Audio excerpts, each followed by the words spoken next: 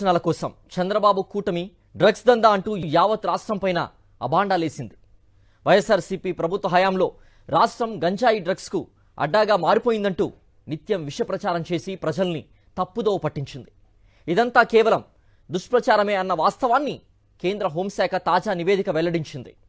Chandrababu yellow batch చేసిన దుష్ప్రచారానికి check పెట్టింది కేంద్ర ప్రభుత్వం. 2022 నుంచి 2024 వరకు దేశంలో అత్యధికంగా డ్రగ్స్ కేసులు నమోదైన 12 రాష్ట్రాల జాబితాను కేంద్ర హోంశాఖ పార్లమెంటుకు సమర్పించింది. ఈ జాబితాలో ఆంధ్రప్రదేశ్ పేరే లేదు. అసలు వైఎస్ఆర్సీపీ ప్రభుత్వ హయాంలో రాష్ట్రంలో డ్రగ్స్ ప్రభావమే లేదని ఎల్లో మీడియా చంద్రబాబు ముఠా చేసిన రాద్ధాంతమంతా రాజకీయ కుట్రేనన్న విషయాన్ని ఈ నివేదిక తేటతెల్లం చేసింది. అంతేకాదు, గుజరాత్ పోర్టుకు వచ్చిన ఓ కంటైనర్ లో డ్రగ్స్ ఉన్నట్లు తేలగానే చంద్రబాబు ముఠా దాని రాష్ట్రంతో లింక్ పెట్టి రచ్చ చేసింది. వైజాగ్ పోర్టుకు వచ్చిన డ్రై ఈస్ట్ కంటైనర్ విషయంలోనూ అదిగో పులి అంటే ఇదిగో తోక అన్న చందంగా పెద్ద ఎత్తున దుష్ప్రచారం చేశారు. ఈ కంటైనర్ల విషయంలో బాబు ముఠా ఆరోపణలన్నీ అవాస్తవాలేనని సిబిఐ దర్యాప్తులో వెల్లడైంది. కేంద్ర హోంశాఖ తాజా నివేదిక కూడా ఇదే విషయాన్ని నిర్ధారించింది. దేశంలో 2022, 23, 24 ఈ మూడేళ్లలో ఎన్డీపీఎస్ చట్టం కింద మొత్తం 3,02,228 కేసులు నమోదైనట్లు వెల్లడించింది. ఎన్డీపీఎస్ కేసుల్లో కేరళ దేశంలోనే మొదటి స్థానంలో ఉండగా రెండో స్థానంలో పంజాబ్, మూడో స్థానంలో మహారాష్ట్ర ఉన్నట్లు తెలిసింది. మొత్తం 12 రాష్ట్రాల్లో నమోదైన కేసుల వివరాలను ఇచ్చింది హోంశాఖ. ఈ టాప్ 12 రాష్ట్రాల జాబితాలో ఆంధ్రప్రదేశ్ లేనే లేదన్న వాస్తవం ప్రాధాన్యం సంతరించుకుంది. అంటే వైఎస్ఆర్సీపీ ప్రభుత్వం డ్రగ్స్ దందాను సమర్థంగా కట్టడి చేసిందన్న విషయాన్ని కేంద్ర హోంశాఖ స్పష్టం చేసింది.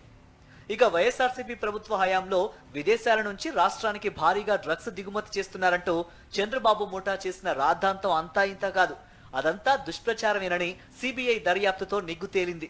డిఆర్ఏ అధికారులు గుజరాత్ లోని కాండ్లా పోర్టుకు వచ్చిన ఓ నౌకలోని కంటైనర్ లో భారీగా డ్రగ్స్ ని గుర్తించారు. వెంటనే దీనిపై చంద్రబాబు కూటమి, ఎల్లో మీడియా విష ప్రచారం ప్రారంభించాయి. ఆంధ్రప్రదేశ్ కు తరలించేందుకే ఆ డ్రగ్స్ ను దిగుమతి చేశారంటూ యాగి చేశాయి. డిఆర్ఏఐ, సిబిఐ దర్యాప్తులో అసలు వాస్తవాలు వెలుగులోకి వచ్చాయి. ఆ కంటైనర్ లోని మాదక ద్రవ్యాలను గుజరాత్ పోర్టులో దిగుమతి చేసి చెన్నైకు తరలించాలన్నది ఆ డ్రగ్స్ ముఠా మాస్టర్ ప్లాన్ అని ఆ రెండు కేంద్ర సంస్థల దర్యాప్తులో వెల్లడైంది. సిబిఐ చెన్నైకు చెందిన కొందరిని అరెస్టు కూడా చేసింది.